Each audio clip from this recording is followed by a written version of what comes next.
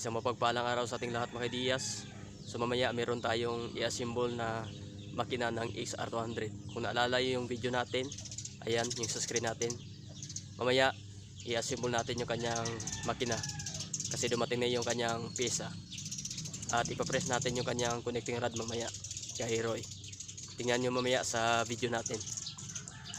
At ipakita ko sa inyo kung paano natin sa i-assemble. Kahit hindi natin ma-step by step, at least mapakita ko sa inyo at mapaandar natin yung XR200 na yun. So yan, pero bago natin upisahan, kung bago ka lang sa akin channel, huwag kalimutan mag-subscribe at hit mo yung notification bell para lagi kang updated sa mga bago nating videos na upload. So yan, umpisa na natin at punta na natin doon sa shop. So tara.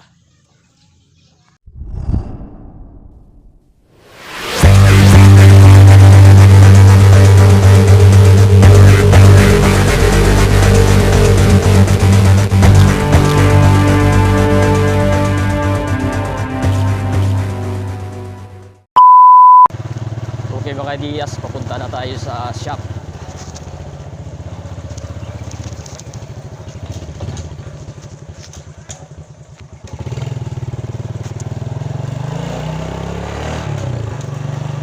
Yan, good morning sa ating lahat. Papunta na tayo sa shop mga Diyas.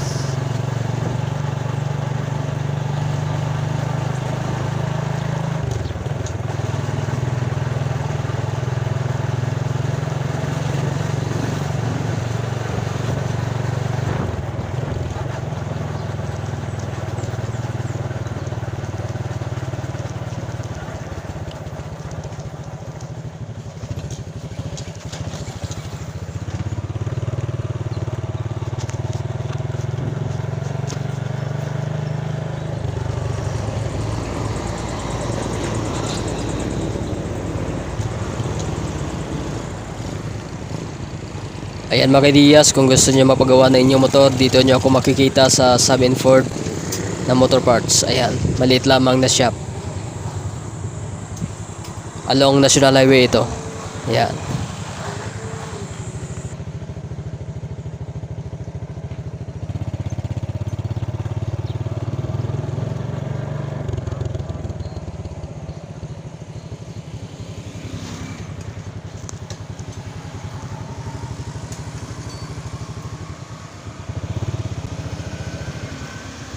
Ayan, shoutout sa kasama natin dito sa shop, si Bano. Shoutout sa ino. Pako na tolls. Video ni. Eh sarwa. Pako na tolls. Dala sa video.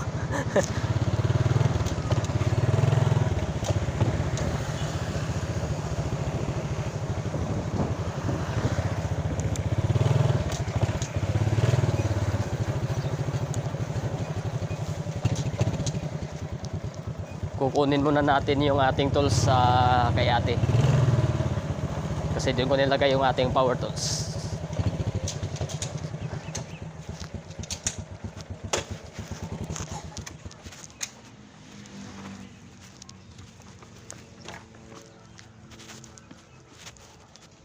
Dito kasi nilalagay yung ating power tools.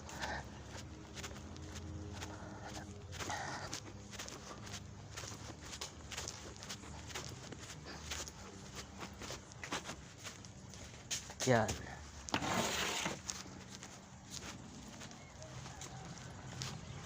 Ito yung ating power tools.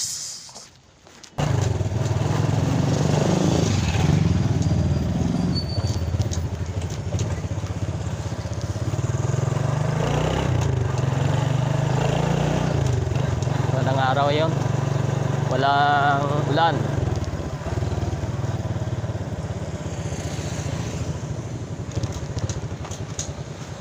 So ayan, shoutout sa kasama natin yan.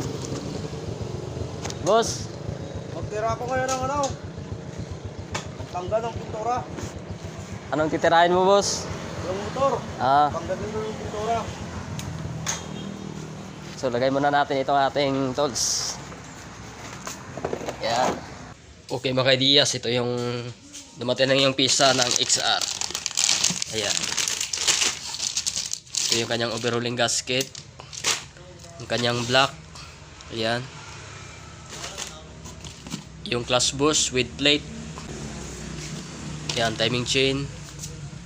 Yung roller guide. Yung kanyang clutch lining. Ayan. Pang TMX pwede yan sa XR. Yung dalawang side bearing. Ito.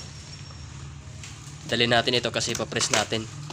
Ito yung kanyang connecting rod. Ayan. So dito kasama yung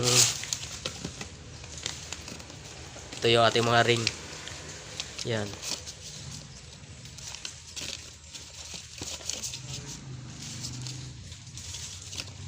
Valve seal. Ito yung ating valve seal. At yung kanyang valvula. Dalawa ito. Saan yung isa? Ito yung isa niya. Ayan. So ayan yung XR200. Ayan yung sa makina. Ayan. Itong isa na inubero natin, palitan natin ito ng harness wire. Kasi nagluloko yung kanyang wirings. So sa story ng motor na to, marami nang gumawa nito. Siguro tayo yung panghuli na gumawa. Hindi natin alam kung ano yung sitwasyon ng wirings nito. Bale ito, okay nang makina nito. Kaso yung sa wiring nagluloko. Ayan. Unahin muna natin ito ng isang na isa 200.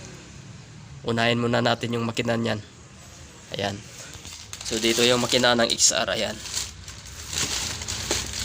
Ito yung kanyang connecting rod. Papalitan natin ito. Ayan.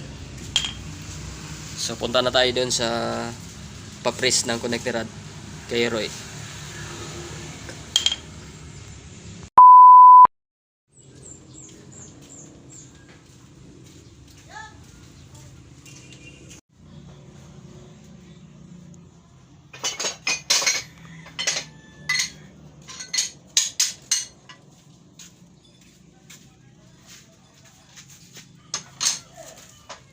Shout out kay Kuano, kay Uncle Roy. Sa gusto magpa-press, adto lang mo dire sa Dario Motor Shop.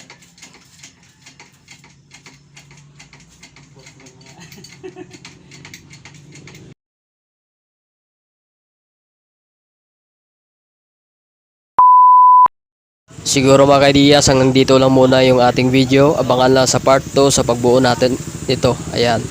Ayan yung mga engine parts natin. At napapress na rin natin yung makina kanina. So ayan. Yung ating connecting rod. Yung dalawang bearing natin. Ayan, bago na. So abangan lang sa part 2. Siguro hanggang dito lang muna ating video. Abangan lang sa part 2 yung pagbuo natin ito. So ayan, hanggang dito lang. Peace out.